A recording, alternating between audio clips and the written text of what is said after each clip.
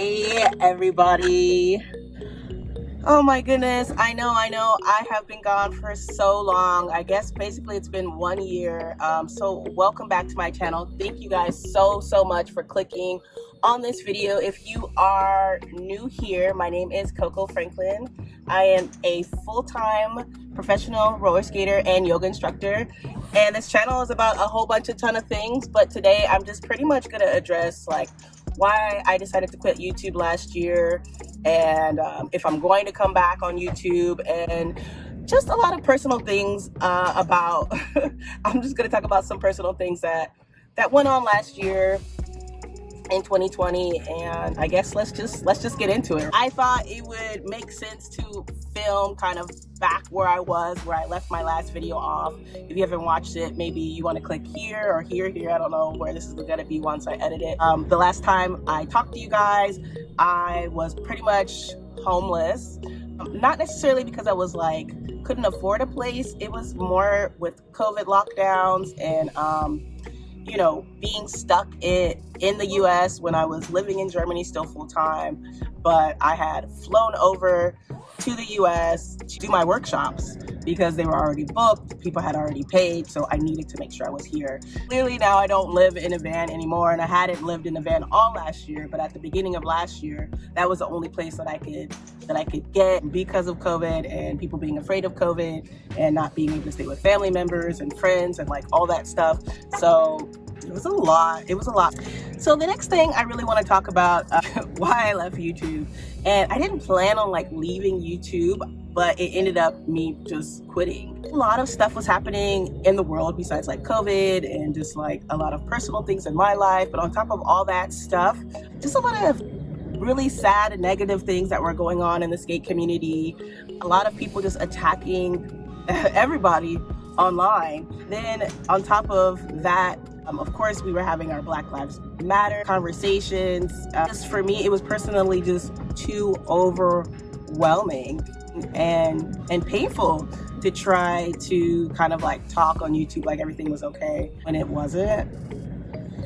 So like when it came to like being a Black person and especially being a Black woman, if you did post anything on social media, everybody expected you to post about Black Lives Matter.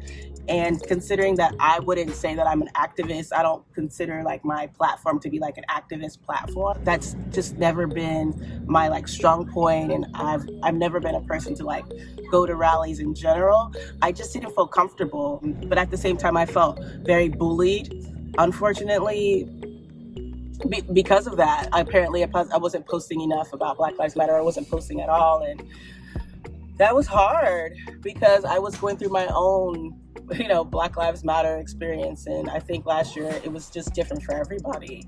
So I didn't feel comfortable posting on YouTube after I made my video, you know, last year from that van, and yeah, it was just really hurtful, because a lot of the really harsh comments, you know, also came from other Black people. Which I think was just really confusing for me because I'm a full-time artist, and me expressing myself during that time however I choose to, I felt like is a reflection of why Black lives, you know, matter, and why it you know, especially Black women artists should be protected and coveted. But I guess that's a whole nother topic, but I just wanted to at least speak on that. And then on top of you know, personal issues with COVID and like having to stay with like different friends and kind of moving around and not having like an actual home last year, and pretty much I had to wait and borders could open up for me to be able to fly back to Germany to get my things. So last year it was just really traumatizing. It was really traumatizing, and I'm still feeling those effects today. I'm a very introverted person, and with being introverted, like clearly I know how to be social, I know how to talk to people, but I'm not naturally extroverted. So I really have to like be conscious of like interacting with people, talking to people, and not just like staring in the abyss of like my head, the back of my head, pretty much. So I just want to clarify what I'm talking about being an introvert, because it's one thing if I am working at a workshop and I am giving all of my energy, all my attention working, with my students. This is completely different from being followed on the beach path, being, followed in Starbucks, followed around a grocery store, like being constantly interrupted whenever I'm pretty much, on the beach path, like person after person after person after person. And I understand that people want to meet me. That's like one thing, but I have so many events where people can come support me, and it's a give and take. And there's only so much a person can give being a full-time artist.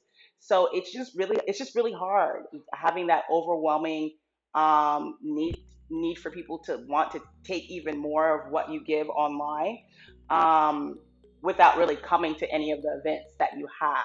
So as an introvert, this is really difficult for me to like navigate and to try to understand, because I still have the same 24 hours just in the day as everybody else.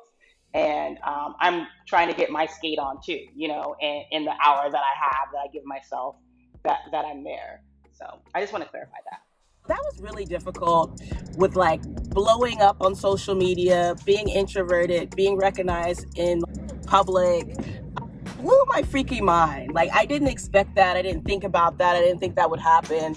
I just really love Instagram, and I love posting, and I love videography and sharing all my crazy weird angles and things like that. And that shit was just weird. That shit was fucking crazy. And I didn't like it. I felt like it added on to my problems of like all my other problems. Being homeless, like trying to figure out how I was gonna get back to Germany. I had no car last year. Just like it was like a bunch of stuff, because I didn't think I was gonna be stuck in America for like 8 months. So another reason why I left YouTube was I felt really pressured to post on YouTube, and I got so many negative comments on my last video. Some people who agree, some people just didn't agree, which I think is totally fine, because we're people, so everybody has their own. My gosh, this thing was out the whole freaking time. The whole time. Anywho, yeah, I felt everybody hated me on the internet last year. I felt it was the craziest experience. And people think like, having some viral videos, like it's all positive. And I was super proud of myself for like making these like interesting, and just like I genuinely love them. So like interesting videos, that other people genuinely like, and it went viral. My fucking heart jumps for joy, right? But with that came like some crazy stuff. Like just, people were thinking like, you should be posting about this, and why are you skating out here, and why are you smiling, and why are you this, and why are you so happy? I'm like, I'm trying to mentally keep sane. Like, keep sane. And on top of that, I had some crazy bullies that decided to harass my page for doing my workshops last year. And the thing is, like, when you're a small business, like, you have to deliver the goods.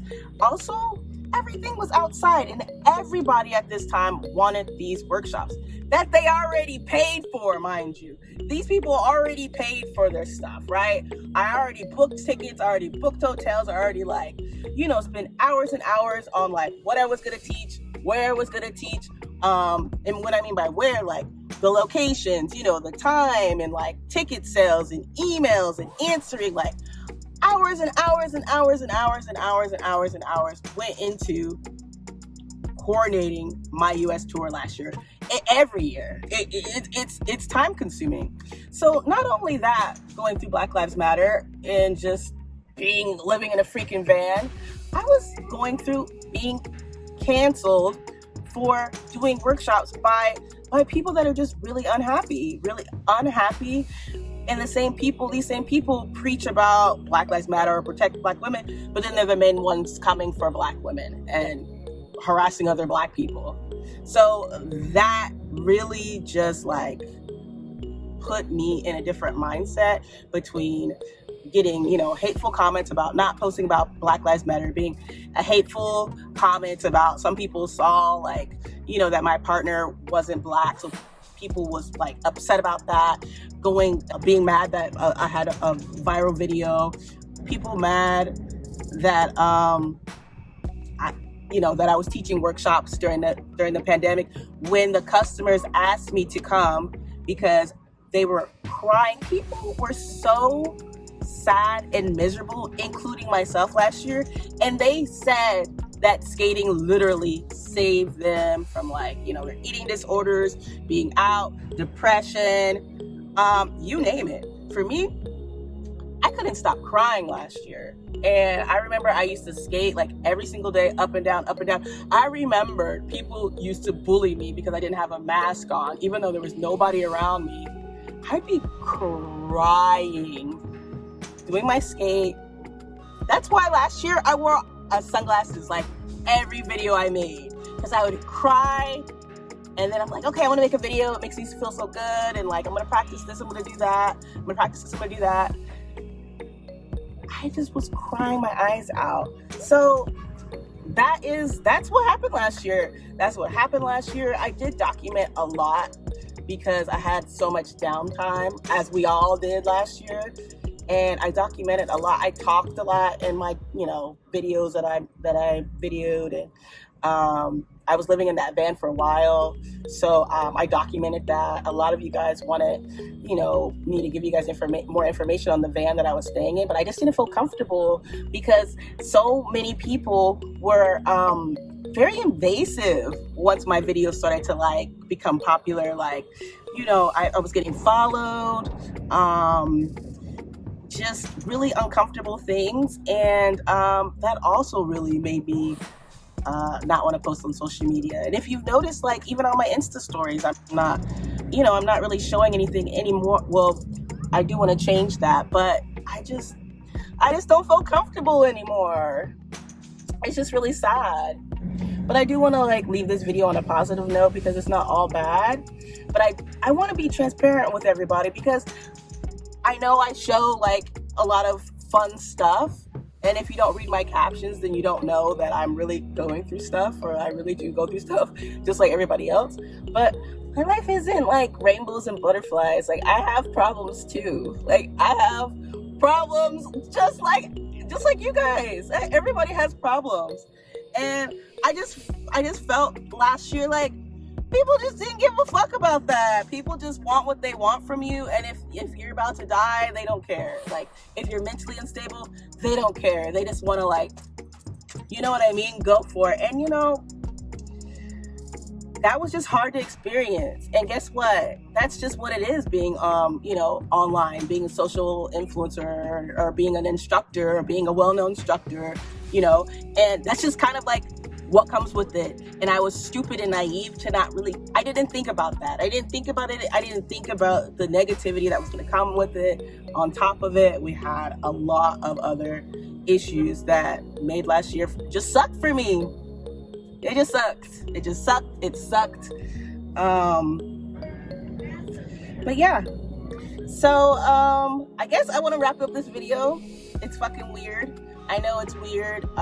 It's weird. Hopefully I can edit some cool skating shots in it. skate, so that it's not as weird. But I appreciate everybody though that supported me last year, that continues to support me. Met so many amazing people last year. I taught so many fucking workshops last year because I was scared. I didn't know when I was gonna be able to make money again. With that said, yes, there was a lot of bad stuff, but there was a lot of good stuff that happened for me last year, and it's only getting better. And yeah, maybe I'll make another video, but maybe more so talking about my life updates. And I hope this video was informative and transparent enough. I really appreciate you guys. That's one of my Karen's sister Nelly. She's here because I was getting harassed every time we go outside. So I didn't want to come out by myself, getting harassed all the time. It's just that's fine. And men are creepy. Women are creepy too. People are creepy. Fish what? Anyways, appreciate everybody that bought a freaking sticker. You guys might not think these stickers do anything, but buying any of my merch really freaking helps me out. It helps me buy camera gear. It helps me buy batteries. It helps me replace drones when I crash them in the ocean. There's all kind of stuff that goes on behind the scenes when it comes to content creating and being, visually creating visually pleasing things when it comes to like quality. It's a lot of money, people. It's a lot of money. So with that said, I just really appreciate, you know, anybody that could have some compassion and empathy, that understand where I'm coming from. People are fucking yelling and screaming. I just appreciate just the nice people, the people that are just always a vibe. I see y'all always in the comments, and people that reached out, they were like, I missed your YouTube videos, hope you're doing well. Like, I feel loved in that perspective. I am definitely grateful. I'm grateful for to be able to freaking skate after last year. Oh my gosh, it was so traumatizing. But anyways, I'm gonna go for a skate. Thank you guys for your time. Thank you for listening. Thank you for being here. I will start uploading, hopefully more. I don't want to promise anything, but what you guys can do is comment below. Tell me in the comments what you would like to see other than like skate tutorials, because clearly I have them already online. Maybe I'll do a skate tutorial from time to time, but you know, topics you want me to talk about with like wheels or plates, just throw in some ideas below and maybe I'll pick one and I'll post another video soon. Again, thank you so much, and see you guys in the next one. Bye.